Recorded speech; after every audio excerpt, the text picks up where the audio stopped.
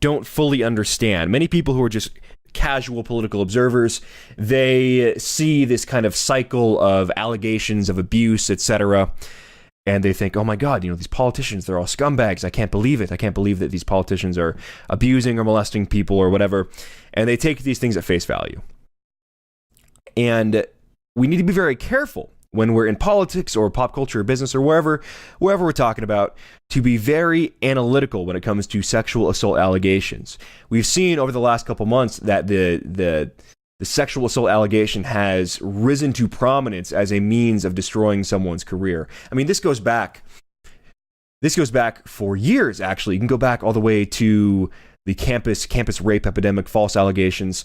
This has been something that's been in the American culture, in the American cultural political lexicon now for a while, and the weaponized allegation has been a tool for a long time.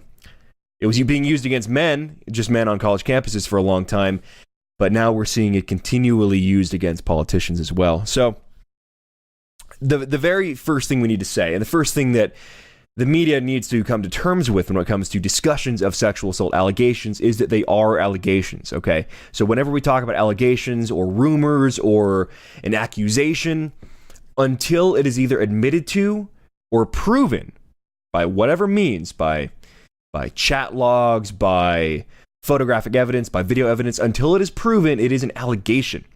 And in this country, one of the very important traditions that comes to us back from the Greco-Roman culture is innocent until proven guilty. Innocence until you're proven guilty. You need to be proven guilty before we tar and feather someone for their actions. So innocence until guilt is proven is a very important concept.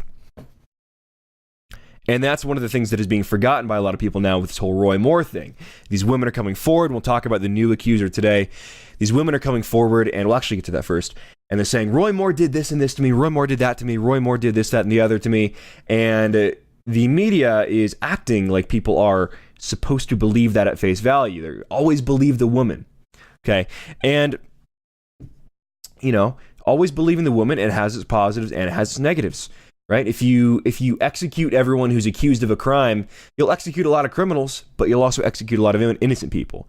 So if you do character assassination and run and believe every allegation as true, every sexual assault allegation as true, then you'll expose a lot of people who did commit sexual assault, but you'll also include a lot of people who are innocent. And this is a very basic principle. It should be a very basic principle. I don't need to tell you guys this. You guys, if you're watching this show, if you're 250 IQ and watching the show like we know you are, then you understand this. But there's a lot of people out there who are not. So let's get into this allegation that came out today. Okay, this new allegation against Roy Moore.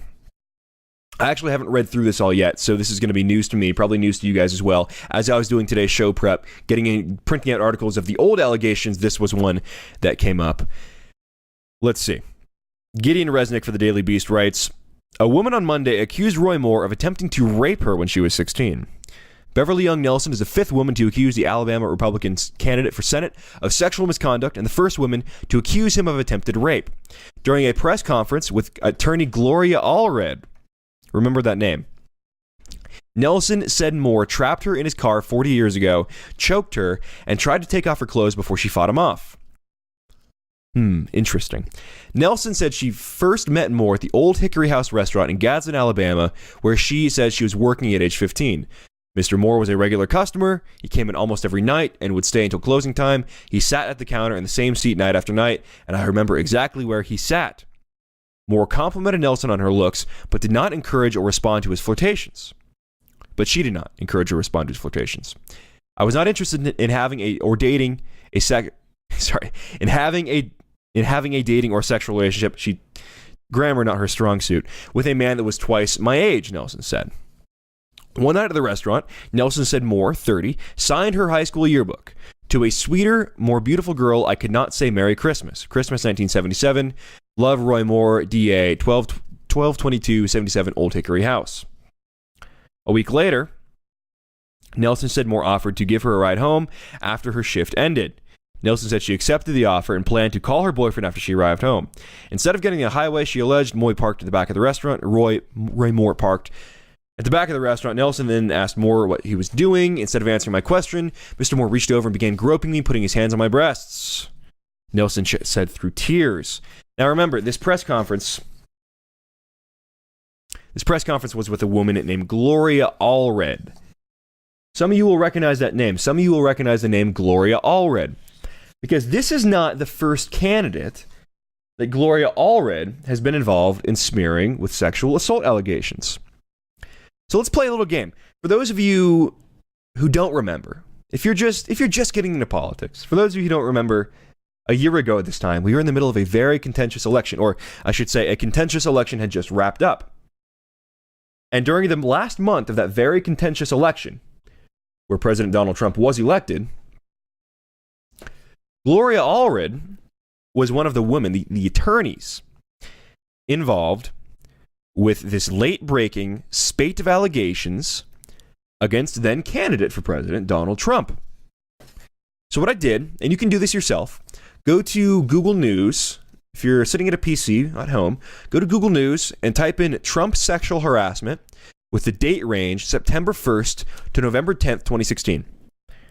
Type that in. Trump sexual harassment, September 1st to November 10th, 2016. Here's what you'll find if you do that. Okay, here's what you will find.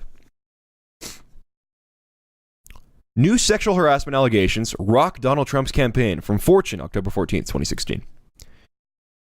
October 13th, 2016, from The Nation, at least 6 women have accused Trump of sexual misconduct. Donald Trump says accusers are too ugly for him to have groped. October 14th, 2016, Vanity Fair.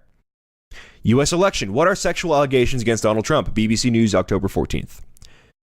October 12th, 2 women say Donald Trump touched them inappropriately, from New York Times. October 13th, Huffington Post, more women come forward with Donald Trump groping allegations. October 13th, NPR, 1 more woman accuses Trump of sexual assault, sexual conduct, inappropriate sexual conduct. October 14th, Politico, former Apprentice contestant accuses Donald Trump of sexually harassing her. Daily Beast, October 14th, watch Donald Trump fired his apprentice accuser Summer, etc. Washington Post, October 15th, the growing list of women who have stepped forward to accuse Donald Trump. Look, oh, and here's the big one. Summer Zervos, former Apprentice contestant, claims Trump kissed her, I believe that says inappropriately, from The Guardian, October 14th. So take a wild guess as to which female attorney was involved with holding press conferences with these women who were accusing then candidate Donald Trump of sexual assault, of sexual harassment, of groping, of forced touching, of inappropriately kissing, of attempted rape. Who was involved in all of those? I'll let you take a few minutes to think that one over, mull that one over in your brains out there, in your 250 IQ brains. And the answer was, of course, Gloria Allred was involved in these. Gloria Allred was the female attorney who was involved with bringing these cases, these allegations, into the limelight. Gloria Allred was the woman who was bringing up these accusations against Donald Trump. So, almost a year ago, about a year and a month ago, 13 months ago, Gloria Allred was bringing out women. They were trotting out these random women. The woman, remember the woman from the airplane who said that Trump like tried to rape her on an airplane? These absurd stories. 13 months ago, Gloria Allred was dragging these women out into the limelight, putting them in front of a camera, accusing Donald Trump of being a sexual deviant, of being someone who was raping and groping and harassing women. And 13 months later, Gloria Allred is out now, trotting these women out to accuse Judge Roy Moore of the same behavior. Gloria Allred is doing it 13 months later. 13 months later, and it's the same playbook. It's the same exact playbook being used against Roy Moore as was used against then candidate Donald Trump. This is what they do. This is how they smear. This is how they attack. This is their MO. Because calling people racist didn't work. Calling you a bigot didn't work. Calling them Nazi sympathizers didn't work. Calling him a white supremacist didn't work. Calling him a Bible thumper didn't work. So hell, why not try calling him a pedophile? Maybe that'll work. Maybe that'll take down Roy Moore. Maybe that'll be what gets him out of the race.